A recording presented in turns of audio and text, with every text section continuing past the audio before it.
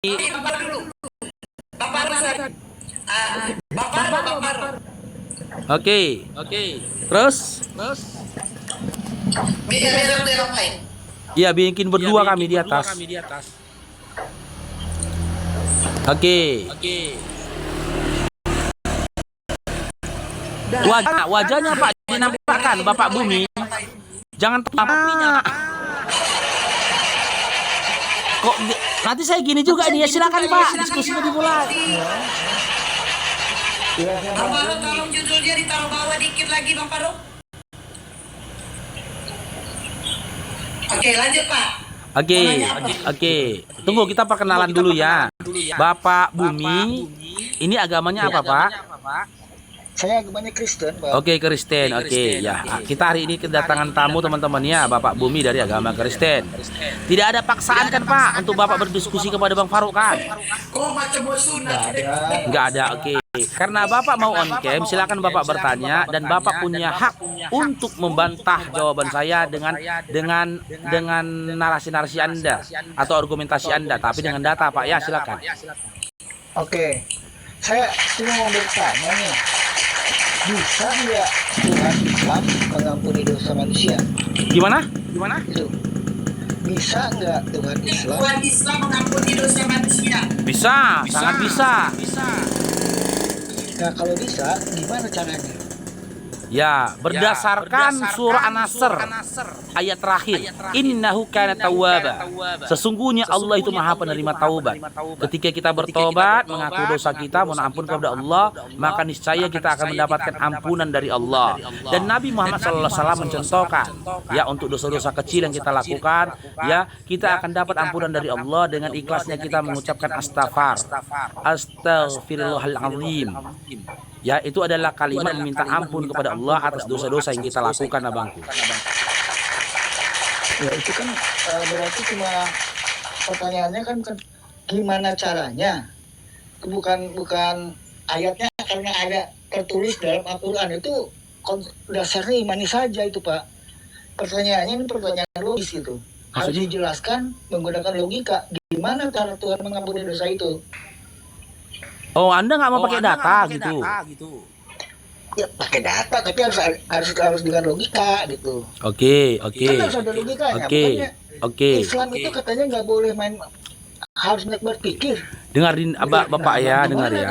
Di dalam surah An-Nasr, Allah mengklaim dirinya bahwasanya Dia Maha penerima taubat. Analoginya begini. Ketika Anda mengatakan bahwasanya Anda Maha pemberi, ketika ada orang meminta kepada Anda memberi nggak? Ya terserah saya. Nah, itu Anda nggak mau jujur lagi diskusinya. Enggak, Anda sudah mulai meninggalkan logika kalau kayak gitu, Dinda. Nih, saya pemberi. Iya, dengar Pak ya. Saya katakan, ketika Anda mengklaim diri Anda Maha pemberi, ingat ya, Maha pemberi. Ya, Maha pemberi. Ketika ada orang meminta kepada Anda, mungkinkah Anda menolak untuk memberikan? Bisa saja. Nah, itu udah nggak sesuai dengan logika, Pak. Anda ngajak saya bermain dengan logika, tapi ketika saya ajak Anda untuk bermain dengan logika, Anda berupaya untuk menolak. Sama aja. Memberi ampun aja, berarti Tuhan diatur manusia. Nggak begitu, Dinda. Itu kau paksakan kali berupaya untuk menolak gitu. Nggak logis, Pak, kalau Tuhan memberi aja apa yang Dinda, ini kan saya katakan Anda Maha itu sudah mutlak, Dinda. Anda itu Maha pemberi. Anda mengklaim diri Anda Maha pemberi. Bukan saya mengklaim Anda Maha pemberi gitu loh. Anda yang mengklaim gitu kepada orang, aku Maha pemberi loh. Ketika ada orang meminta kepada Anda, mungkinkah Anda menolak orang meminta kepada Anda?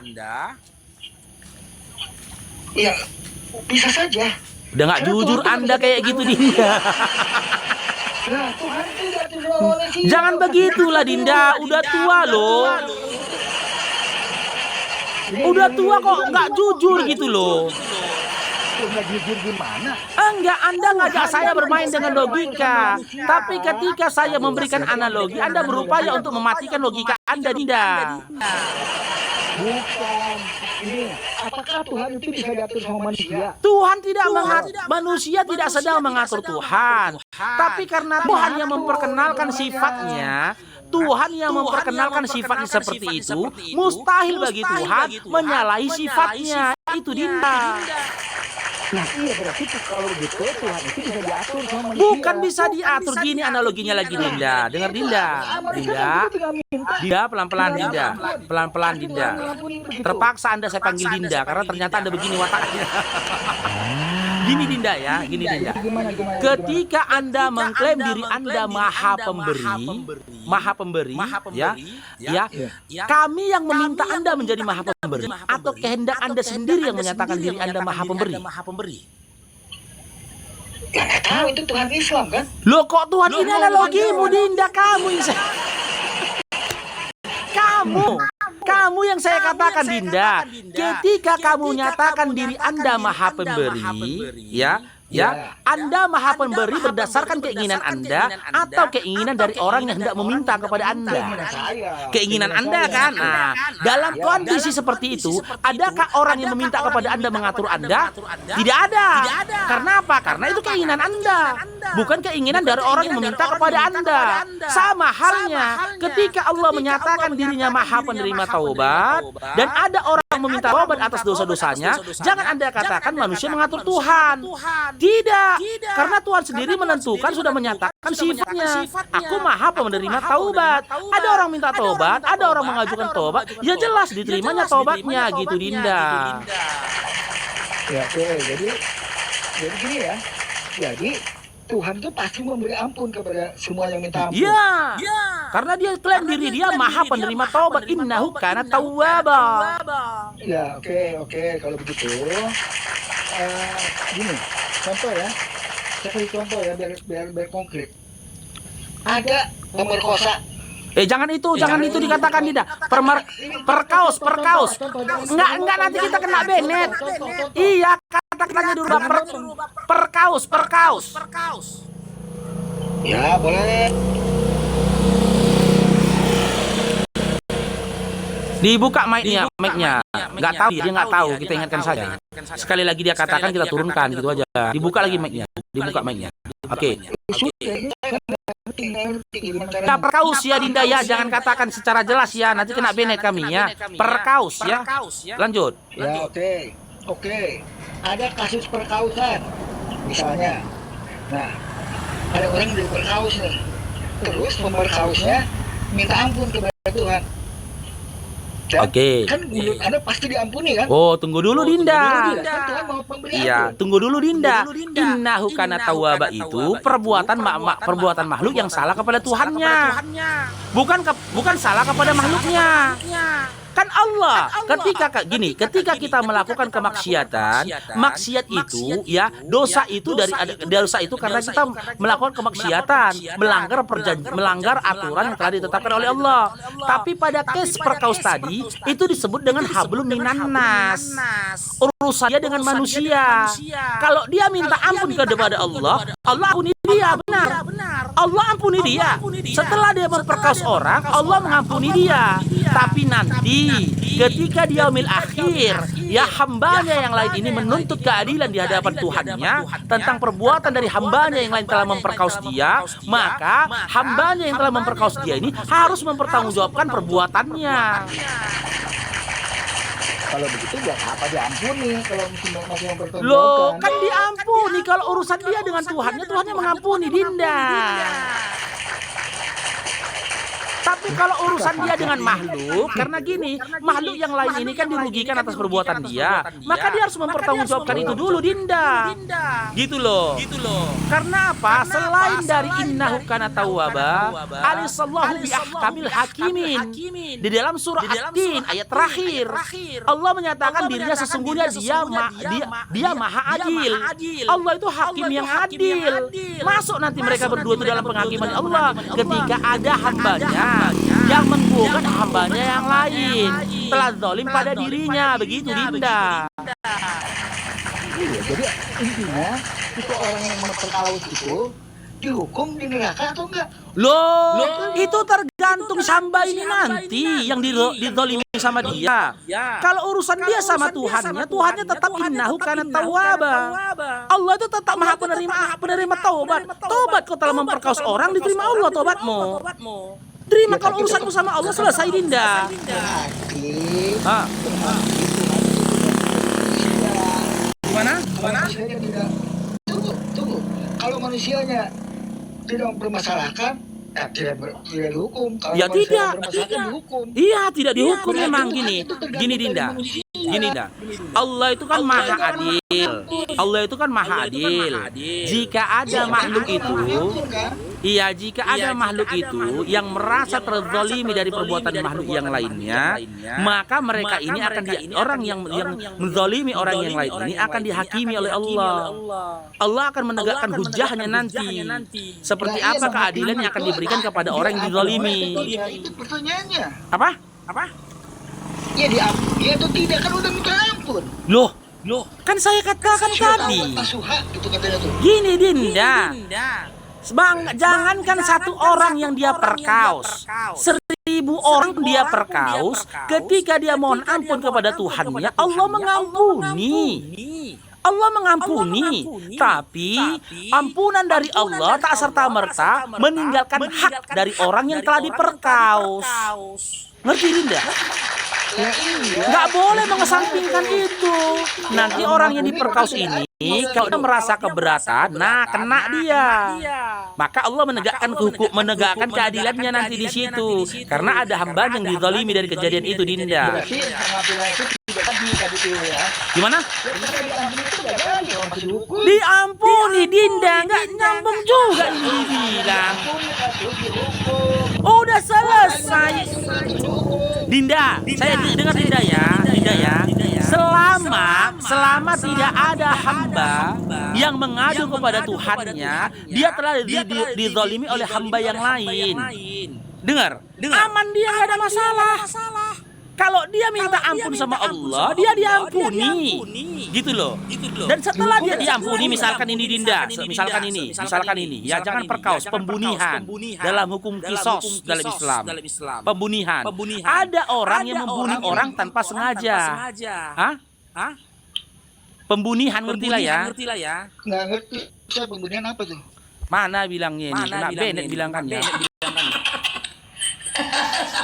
Enggak, nggak bakal kena ban itu. Sekali aja gak apa-apa, Bang Paro. Sekali aja gak apa-apa. Pembunuhan. Habis ya, paham ya? Pembunuhan. Aduh, jangan kau ulangi, Dinda. Ini maafnya tuh. Diulanginya pula. Jangan diulangi, Pak. Jangan diulangi. Ya, oke. Ya, contoh nih ya, pembunuhan. Tidak semua pembunuhan itu harus dikisos. Jika ada keluarganya, Kisos itu di dunia kan? apa? Kisos itu kan di dunia. Iya, kisos itu di dunia. Nanti ku jelaskan dulu, Akhirnya, Dinda. akhirnya. Ini ku jelaskan dulu, Dinda. Bukan di dunia. Kasih dulu aku penjelasan, kasih aku waktu untuk menjelaskan. Ya, sama halnya begini. Ketika seseorang melakukan pembunuhan, ya, dia tanpa sengaja membunuh orang lain. Jika keluarga dari si mayit ini ikhlas mengampuni si pembunuh dan mereka memiliki kesepakatan dengan dia membayar diat, misalkan dengan 100 ekor unta, misalkan, karena dia tidak sengaja, maka selesai urusannya. Gitu loh, selesai urusannya, dia tinggal minta ampun sama Allah. Berarti Tuhan tergantung manusia. Kalau manusia Tidak, mengampuni, ya sudah Dinda. selesai. Begitu Dengar, Dinda ya. hitungannya. Gak begitu, Dinda. Dengar ya. Gimana? Allah itu kan maha penerima taubat, surah An-Nasr ayat 6 ayat terakhir. Allah itu juga hakim yang adil, surah At-Tin ayat terakhir. Ketika kita minta ampun kepada Allah, minta taubat kepada Allah, sesungguhnya Allah maha penerima taubat. Tapi ketika ada hamba yang lain meminta keadilan terhadap Allah atas zalim yang dilakukan oleh hamba yang lain terhadap dirinya, maka Allah di situ akan menjadi hakim atas perbuatan atas Apa pengaruhnya? Dari Gimana? hakim itu apa pengaruhnya? Loh, Allah akan memberikan hak kepada yang berhak dan Allah akan memberikan sanksi kepada siapa dijatuhkan sanksi. Lah iya, artinya diampuni itu nggak ada. Loh, kok nggak ada diampuni? Apanya diampuni karena tujuh hukum. Yang tidak mengampuni kan manusianya lah, manusianya Dinda. Gimana? Ini contoh nih, ini contoh ya, contoh gini. Ceritanya ada diampuni tapi dihukum. Gini Dinda. Ini kita bertiga ya. Aku, Dinda sama itu Esti, Oke, kita bertiga ini ya. Ini analogi, kalau nggak nyambung lagi kok nggak tahu lagi oke mana jelaskannya. Bertiga kita ini ya. Oke. Kesalahan yang kau lakukan dua hal. Salah sama aku, kau salah sama itu Esti. Sudah? Ketika kau salah sama aku sudah ampuni, selesai. Sekarang giliran kau sama itu Esti. Ternyata itu Esti tidak memaafkan kamu. Apakah ketika kamu dihukum atas dasar aku tidak mengampuni kamu atau atas dasar itu Esti yang tidak mau memaafkanmu? Tuhan, kan Tuhan yang Berupaya lagi mengelak dia. Tunggu belum dong. Kan tadi nggak boleh Berupaya motong. lagi dia mengelak dia. Jelas sekali udah analogiku loh. Katanya saya nggak boleh motong. Enggak, udah jelas sekali analogiku loh. Ya, oke. Kan penguasa di akhirat itu Tuhan, Pak, bukan manusia, Pak. Makanya sih analogiku Dinda. Ini kita bertiga nih loh Dinda. Ini aku baik ya, nggak mau tanya iman dia nih teman-teman. Karena orang tua ya, aku coba untuk nggak usah nanya sama iman dia aja. Dia boleh bertanya sama aku. Analoginya gini loh Dinda, kita bertiga. Kau salah sama aku, kau juga salah sama itu Esti Dinda. Sama aku sudah kuampuni. Tapi salahmu sama itu Esti nggak mau memaafkan. Lalu jatuhlah hukuman padamu. Jatuhnya hukuman padamu. Dengar dulu Dinda. Dengar dulu Dinda. Dijatuhkannya hukuman padamu karena aku tidak mengampunimu atau karena itu Esti yang tidak memaafkanmu. Siapa yang menghukum siapa? Iya, aku yang menjadi hakim atas kalian dua. Lah iya, berarti bohong tuh yang Loh kok mengampuni bohong? itu. Yang mengajukan penghukuman itu siapa? Aku atau itu Esti? Ya mengajukan, tapi kan yang menghukumnya ada. Iya, kau dihukum karena kau salah atau tidak? Kamu dihukum karena salah tidak? Ya karena salah. Sama siapa salahnya? Tapi kan sudah diampuni. Iya, salahnya sama siapa? Sudah diampuni. Salahnya sama siapa? Salahnya sama orang lain, Dia korban. sama Esti kan? Iya. Bukan sama aku kan? Iya kan? Sementara aku sudah mengampuni kan? Ya, dosa Oh, itu- selesai, Haji. Bukan. Kejahatannya kan satu, Pak. Hah? Memperkaos gitu. Satu memperkaos. Dosanya itu bukan ada dua dosa. Oke. Dengarnya. Satu dosanya. Dengar Dinda, dua kesalahan yang kau lakukan. Kesalahan yang pertama, dengar dulu. Dengar dulu. Dua. Ini dengar dulu biar ku sampaikan. Dengar dulu Dinda. Udah mulai kerasukan dia. Dengar dulu. Ini biar ku jelaskan Dinda. Kesalahan pertama karena kamu melanggar perintah. Allah kan melarang kau memperkaos. Salah kau. Itu pertama. Itu salahmu sama Allah. Yang kedua, karena kau telah memperkaos. Itu salahmu kedua kepada siapa? Itu kepada makhluk. Ya kan? Kan dua jadinya. Aku larang kau lakukan itu. Kau lakukan itu kepada makhluk, dirugikan makhluk gitu loh. Satu itu salahnya. Loh. Memperkaos doang lu salahnya. Iya, kamu memperkaus, kamu melanggar. Kularang kau lakukan. Satu itu salahnya. Iya, bukan dua. kularang kau lakukan. Dan dampak dari perbuatanmu itu karena aku melarangmu. Iya, dengar dulu Dinda. Karena aku melarangmu, kau merugikan orang lain. Siapa itu Esti? Bukan orang lain itu. Loh, nggak merugikan orang lain. Kalau nggak merugikan orang lain, sinilah kau perkaus anakmu sini. Oh, gimana? Kok nggak merugikan orang lain memperkaus sekarang? Kalau memperkaos itu nggak ada orang yang mau memaafkan. Loh, Itu kan? Anda rupanya kalau gitu Anda mau jadi Tuhan itu, Anda memastikan kayak gitu. Nggak boleh gitu. Siapa yang bilang kalau memperkaus gak ada yang memaafkan? Dinda dengar Dinda. Dinda dengar Dinda. Dinda dengar Dinda. Dinda Tuhan masih menghukum Dinda, gitu dengar ya. dulu Dinda. Ya, saya punya pengalaman. Ini tetangga saya sendiri. Ya, tetangga saya sendiri. Dia diperkaus sama depan rumahnya Dinda. Diampuni dia Dinda. Diampuni dia sama tetangganya ini. Nggak ada di proses hukum. Nggak ada sampai dihukum seperti apa. Diampuni dia. Pergi si tetangga ini depan rumah ini wallahi kisah nyata teman-teman. Ini kejadian ini waktu masih kecil lah kejadian itu. Berkaus dia. Jadi jangan gini Dinda. Jangan kau berstatement mewakili seluruh manusia di atas bumi ini, nggak boleh. Nggak boleh. Ya, siapa yang wakili seluruh manusia? Enggak, Anda mengatakan tadi nggak ada manusia yang mengampuni. Nih, contoh gini Pak, nih kan dilarang nih memperkaos kata Allah, jangan kau memperkaos, tapi bapak memperkosaku, walaupun gak enak sih bapak perkosaku ya kan, gak apa-apa analoginya aku. Nah, lalu Allah, ini kita kan dipertemukan kan, nah dipertemukan, hai Esti, ini tua bangka ini memperkaosmu, aku sebagai ketawa Pak, jadi ketawa, aku sebagai Tuhanmu sudah mengampuni perbuatannya terhadapmu. Tapi jika kau meminta keadilan silakan. Tapi karena Tuhanku tadi sudah mengampunimu, Pak, sudah diampuni, maka aku juga akan memaafkannya.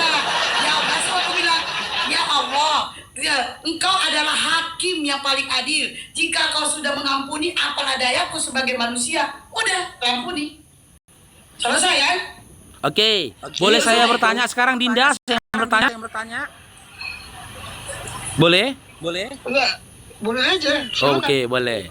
Di dalam iman Adinda ini kan, Tadi jawabannya belum jelas itu. iya, terserah lah menganggap seperti itu. Tapi ada 1.500 orang memandang, semua mereka di bawah paham loh.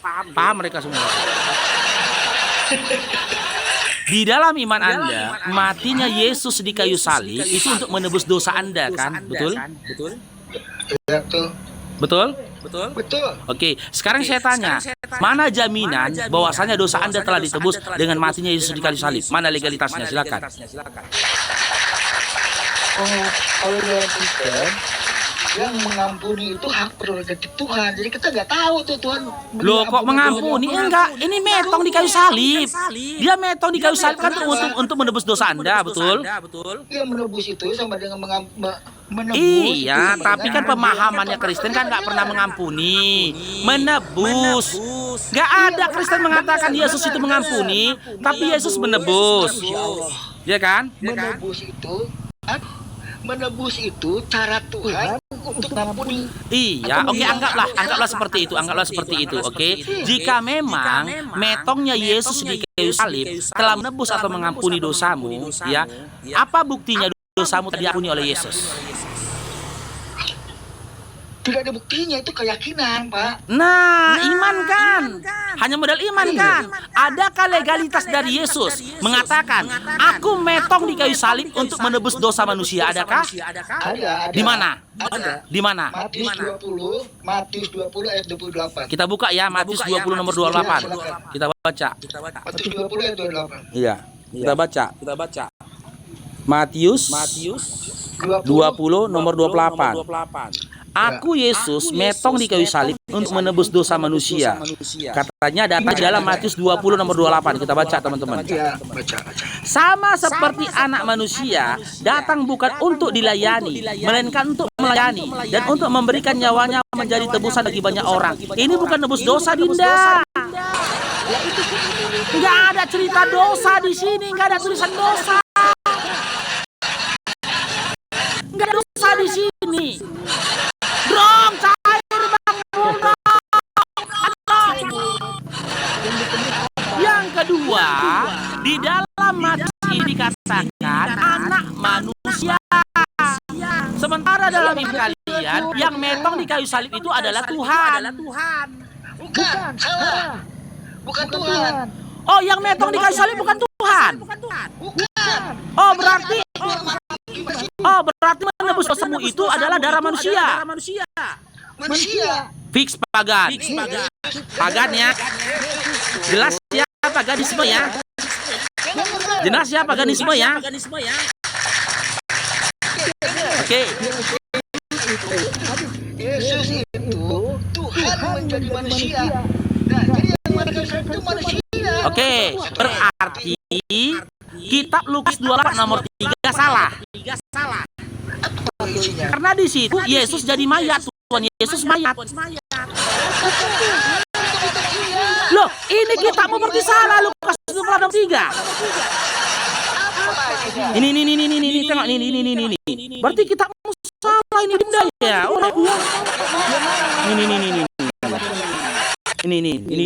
ini Dinda ya. Oh, baru tahu aku. Ternyata Sabil ini. Ini Elai harus berubah ini kalau gitu nih. Ini tunjuk aja, biar jangan dibilang aku framing ya. Nih. Ini kutunjukkan. Lukas 24 nomor 3. Mereka pun memasuki kuburan itu, tetapi mayat Tuhan Yesus sudah tidak ada di sana. Tuhan. Jangan kayak gitu mukanya Dinda. Hah? Oh, berarti salah ya? Bibelnya salah nih ya?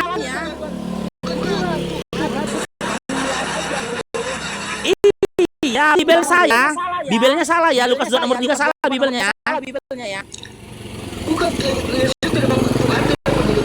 Iya, berarti Bibel Anda salah ya.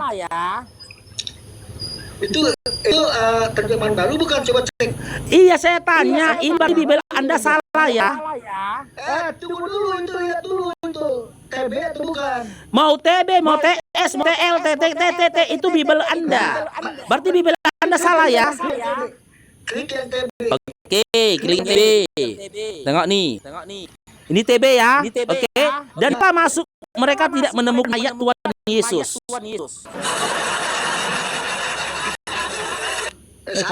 Salah lagi.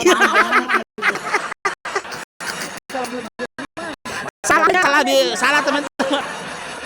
Demi memuaskan hawa nafsunya disalahkan ya Bibel. Bibelmu yang bersalah. Hah? Ini Bibelmu ini loh Dinda.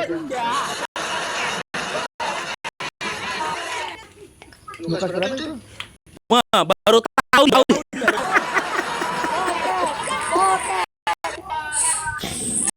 Baru tahu dia Bibel itu.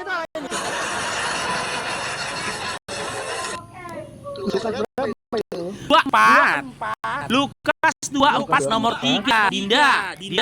Itu rambut sampai putih kemana aja?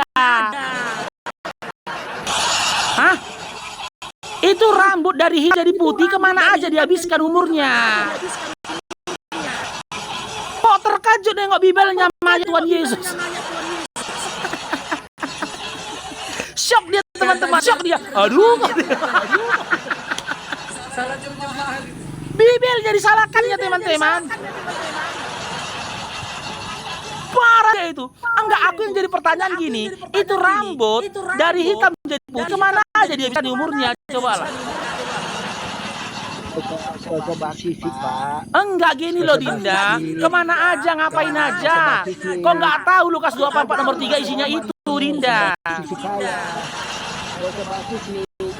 Nah kan? Baper. Ya udah silakan dijawab. Yang benar mana? Anda atau Bible? Saya yang benar, saya. Berarti Bibel salah. Oh, Bibel salah. Disalahkan ya Bibelnya teman-teman ya. Disalahkan ya Bibelnya. Habis lah udah. Udah habis lah kita. Poinnya. Poinnya apa? Iya, berarti Bibel Anda salah. Yesus sebagai Tuhan. Iya, berarti Bibel Anda salah. Iya, Bibel Anda salah. Nggak tahu saya itu. Loh, tadi Anda katakan salah. Anda katakan Yesus nggak pernah jadi mayat. Sementara Lukas 24, Yohanes 20 nomor 13 mengatakan Tuhan Yesus itu mayat. Dengar. Yesus sebagai Tuhan tidak pernah jadi mayat. Oke, berarti Bibel Anda Lukas 24 nomor 13 nomor 3 ketika mengatakan Yesus dalam Tuhan Yesus itu mayat, berarti Bibel Anda salah. Salah. Selesai teman-teman, selesai. Bibelnya salah. Jadi buat teman-teman Kristen yang lain, ya. Simak teman-teman ya. Bukan saya mengatakan Bible salah, tapi ternyata oknum Kristen sendiri, yaitu Dinda Dinda Bumi Pratama Nasman, mengatakan Bible kalian salah. Jadi buat para petinggi-petinggi Kristen, khususnya LAI, dengarkan ini. Ada seruan ini, drong, cair drong. Ada seruan ini. Ada protes nih dari oknum Kristen bernama Bumi Pratama mengatakan Bible itu terjemahannya salah. Oke, izinnya Dinda ya. Maaf Dinda ya, aku nggak bisa meneruskan lagi. Aku nggak bisa lagi meneruskan diskusi samamu karena kau telah mengatakan Bible salah. Karena apa? Ditakut nanti kalau kita diskusi lagi, tunjukkan data nanti yang lain samamu, kau salahkan lagi Bible-nya. Drong, cair drong. Bunda Rifan drong. Dinda ya. Aku nggak berani lagi. Aku nggak berani lagi diskusi samamu depannya, ya. Aku nggak berani lagi melanjutkan diskusi samamu karena apa yang kau katakan ini sudah masuk ke dalam penghujatan. Ini udah penghujatan. Andaikan aku yang mengatakan itu sudah diproses sama pihak kepolisian. Tapi karena Anda yang Kristen mengatakan itu mungkin baik-baik saja. Tapi aku tidak mau terpancing dengan kondisi ini. Gak baik lagi di kita karena Anda menyatakan salah sebuah kitab suci yang Anda sendiri imani. Gitu Dinda ya. Terjemahannya itu Nggak bisa lagi kita teruskan Dinda ya. Nggak bisa kita teruskan. Oke, kita turunkan aja teman-teman.